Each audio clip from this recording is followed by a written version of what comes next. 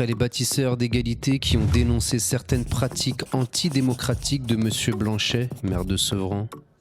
Après le groupe de Philippe Geffroy qui se plaignait d'une chose identique en comparant la gestion de M. Blanchet aux purges staliniennes, voici qu'un nouveau groupe politique sur Sevran se plaint de l'impossibilité d'un exercice démocratique de proximité sur la ville avec la majorité actuelle. Voici ce que rédige ce groupe. Notre jeune expérience nous a montré que dans nos villes, certains acteurs politiques engagés et militants de gauche peuvent s'accorder sur un programme local et des pratiques innovantes de travail commun.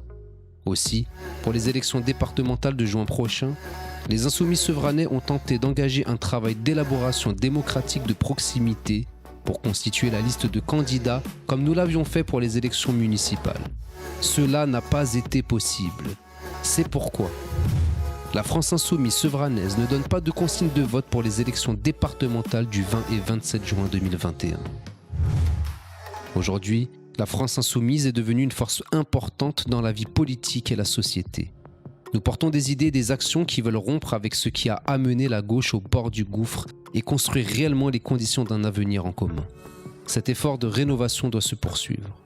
Il est, pour nous, incompatible avec le maintien de pratiques poussiéreuses dans notre département et ailleurs, faites de petits accommodements entre appareils politiques dont le souci principal est d'ordre stratégique sans prendre en compte l'intérêt des populations.